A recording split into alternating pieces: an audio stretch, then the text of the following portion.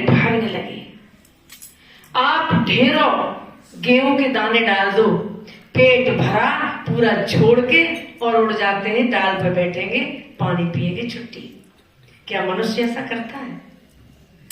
मनुष्य का पेट भरने के बाद फिर वो जेबों में भरना शुरू करता है, थैले में भरना शुरू करता है, बोरा या झोरा में भरना शुरू करता है, क्योंकि यही अंतर है। वो एकाग्रचित नहीं हो पाया, तृष्णा से रहित नहीं हो पाया। मन तो दोनों में है, पशुओं में, पक्षियों में और मनुष्य में। खाना पीना, उठना बैठना, सूंघना, ये सभी में है, लेकिन उनका मन एकाग्र है कि ठीक है, मेरा पेट भर गया, बात खत्म हो गई। हाँ, ऐसी वृत्ति जब जिस व्यक्ति में आ जाए, संतों में आ जाए, चाहे गृहस्थों में आ जाए। पुराने समय की बात, जब कुएं होते थे, कुएं से पानी भरते थे, और ये अपना भी अनुभव सुना रहे कि हमने भी भरा, चाहे वो 2-4 साल ही सही। कुएं में बाल्टी नीचे डाली और पानी निकाला, कभी कभी हाथ से रस्सी छूट जाती थी, बाल्टी नीचे चली। अब पूरे गांव में एक ही व्यक्ति के पास वो कांटा था, भाग के गए, वो कांटा लेके आए और कांटा एक बड़ी सी रस्सी में बांधा और कुएं में डाल दिया, और पूरे कुएं में चक्कर लगा के देखा और बाल्टी तुरंत ही फंस जाती थी, क्योंकि उस कांटे में कम से कम ऐसे हुक टाइप 8 या 10 कांटे लगे होंगे और चारों तरफ उनका मुंह होता है। डालते ही घुमाया, किसी न किसी कांटे में वो बाल्टी फंसी जाती और झट से निकाल ली बाहर। ये अपना अनुभव बता रहे हैं। मनन चिंतन किया कि वाकई में चारों तरफ कांटे होने से किसी भी साइड में बाल्टी होगी वो फंसी जाएगी, और निकल आती थी। तो ये सत्संग वो कांटा है। अभी जो साहब जी को बुलाया, वास्तविक वो कांटा है। मतलब किसी न किसी उनकी बात में हमारे मन को चोट लगनी ही है, और लगनी चाहिए, लगती है। कोई न कोई उनकी बात मेरी समझ में आती है, और सब व्यक्तियों के अलग अलग स्वभाव होता है। किसी को हमारी बात समझ में आती है, किसी को किसी की बात समझ में आती है, और पता नहीं कब समझ में आती है। हालांकि ऐसे संतों को भी बड़ी मुश्किल से बुलाना पड़ता है और आ पाते हैं। तो बड़ा सौभाग्य है आप सब लोगों का। साहब जी को बड़ा धन्यवाद देंगे कि 2-4 घंटे के लिए ही, जबकि मुझे आज ही जाना है, तो आप चाहते तो वहीं रुक सकते थे कि महाराज जी आ ही रहे, वहां रुक जाएं। लेकिन हमने कहा कि कुछ यहाँ जिज्ञासु है, आप यहाँ सत्संग दोगे तो ज्यादा अच्छा। स्वीकार कर लिया और आप सब लोगों के सामने उपस्थित हुए। तो संतों की वाणी और ये हमारा मन है, वो संसार रूपी दलदल में, इच्छाओं में और ये शरीर की ही सारे क्रियाकलापों में 24 घंटे उलझा रहता है, डूबा रहता है। लेकिन जब संत उस कांटे से आप बाहर निकालते सत्संग के द्वारा, कुछ संतों ने अपनी वाणी को सदग्रंथों में लिख रखा है, उनको हम पढ़ते हैं, सदगुरुओं की संगत करते हैं, तो ये मन हमारा उस दलदल से बाहर निकल आता है और सोचता है कि क्या मेरा जीवन इसीलिए हुआ है। हम गांव में कहीं जाते हैं, रास्ता चलते, टहलने जाते, कभी हमारी माताएं बहनें कोई मिल जाती है, तो उनको जरा इतना तो हम उनके दिमाग को छेड़ के जाते हैं कि माँ जी क्या यही करते करते जीवन निकल जाएगा, आपका मन नहीं होता कभी सत्संग सुनने का। तो वही बात है, हमारे गुरुदेव तो एक शेर लिख के रख गए कि वक्त गुजर जाता है बेवफा मालिक से रहने में, खुशबू तो आती है मगर मजबूर है पहचानने में। बहुत मजबूरियां बता देती है, लेकिन मेरा ये काम नहीं कि उन्हें जबरदस्ती काम छुड़वा के लाके सत्संग में खड़ा कर दें। बस उनके दिमाग की वो सीढ़ी जो जम चुकी है, उन्हीं कार्यों में, उन्हीं संसारी सारी व्यवस्थाओं में, उसको बस हिलाना है, उन्हें सोचने पर मजबूर करना है कि पल भर के लिए ही सही उनके दिमाग में ये बात आनी चाहिए कि मेरे सत्संग या गुरु की भी मेरे जीवन में जरूरत है।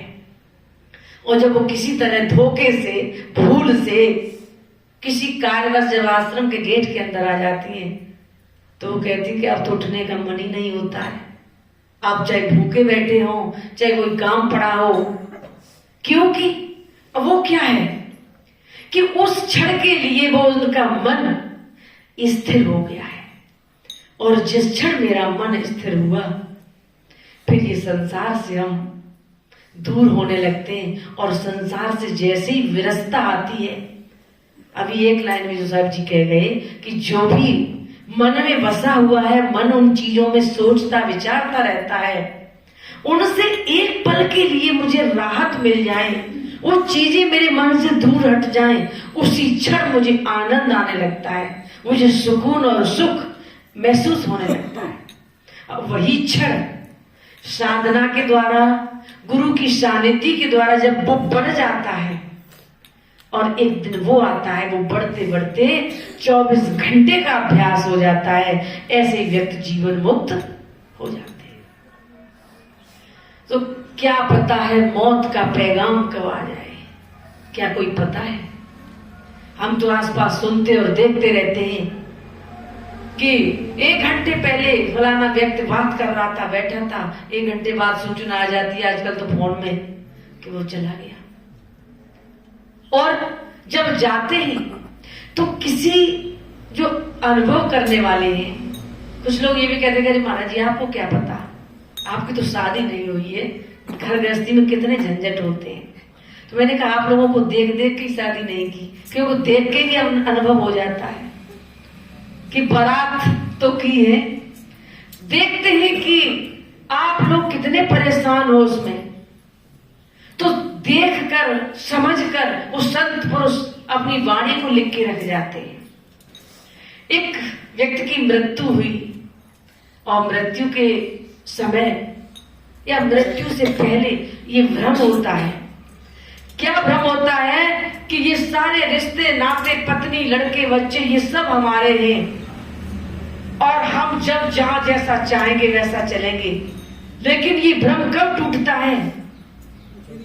नित्य का रोगी हो जाए, लंबे समय तक बीमारी चले, फिर आप देखो ये वेद शास्त्रों का भी लेख है कि नित्य का रोगी प्रिय से प्रिय हो वो भी बुरा लगने लगता है। ये कहने लगते हैं कि हे ईश्वर अब इससे अच्छा इसे उठा ले, बुरा लगने लगता है।